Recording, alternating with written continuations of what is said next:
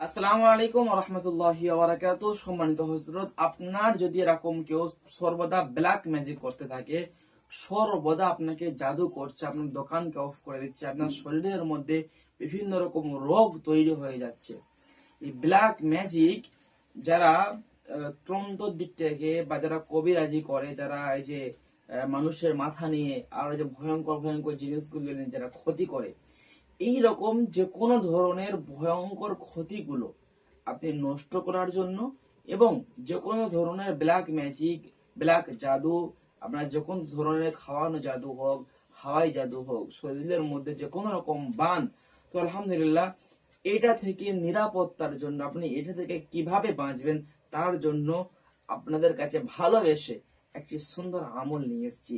এই আমলটা আপনি করবেন, করার পর দেখবেন আমার লাখ লাখ টাকা বেঁচে যাবে। এই লাখ লাখ টাকা কেন বললাম? যাদের বাড়িতে জাদু হয়েছে, যাদের বাড়িতে জাদু হয়েছে, যাদের বাড়িতে ক্ষতি হয়েছে, তারাই জানে এই জাদু ক্রিয়া কতটা ভয়ঙ্কর, কতটা মারাত্মক, কতটা কষ্টদায়ক। তারাই বোঝে।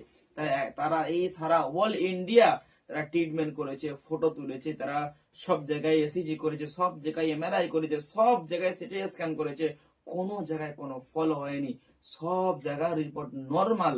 তারপরও তার শরীরটা কেমন জানি কেমন কেমন করে, ঘুমের মধ্যে স্বপ্ন দেখে, পেটের মধ্যে কেমন হয়, বুকটা ধরপড় করে, আরো অন্যান্য গোপনে কোনো রোগ দেখা দিচ্ছে, কিন্তু কোনো রিপোর্টে ধরা পড়ছে না।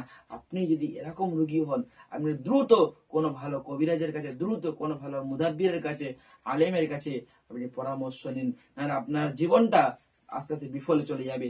তা না হলে আপনি এই আমলটা ফলো ফলো করুন, বাড়িতে বসে আপনি এই আমলটা করুন। স্ক্রিনের মধ্যে দেখতে পাচ্ছেন একটা তাবিজ দিয়েছি আমি। এই তাবিজটা আপনি, এটা 16 সংখ্যা ঘরের তাবিজ, আর খুব সুন্দর করে লিখবেন। কিভাবে লিখবেন? পশ্চিম দিকে মুখ করে 11 বার ইস্তেগফার, 11 বার দরুদ শরীফ পড়বেন। পড়ে নিয়ে আপনি এই তাবিজটা আপনি ডান দিক থেকে লেখা শুরু করবেন। তাবিজ লেখা যখন কমপ্লিট হয়ে যাবে, একটা তাবিজ যখন লেখা কমপ্লিট হলো, এই রকম আপনি মোট আপনি 22টা তাবিজ বানাবেন। কটা তাবিজ বললাম?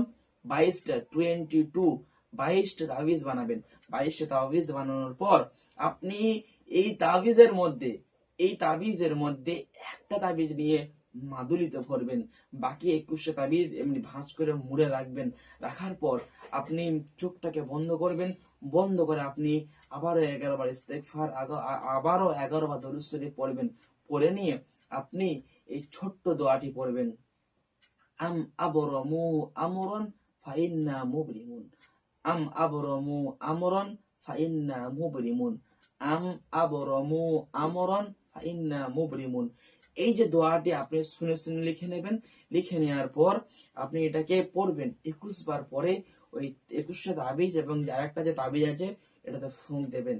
দেওয়ার পর আপনি সূরাতুল ফালাক পড়বেন 100 বার, সূরাতুন নাস পড়বেন 100 বার। মহান আল্লাহ রাব্বুল আলামিনের কাছে দোয়া করবেন, ইয়া রাব্বি আল্লাহ, আমার মাথার চুল থেকে নিয়ে আর পায়ের নখ পর্যন্ত সমস্ত শরীরে যত রকমের ক্ষতি আছে, যত রকমের জাদু আছে, যত রকমের ব্ল্যাক ম্যাজিক আছে, আল্লাহ সমস্ত জাদুকে আল্লাহ তোমার পবিত্র কালামের শক্তিতে সবগুলোকে আল্লাহ আপনি ধ্বংস করে দিন। দিয়ে আপনি তাবিজের মধ্যে ফুঁক দিয়ে দিয়েছেন।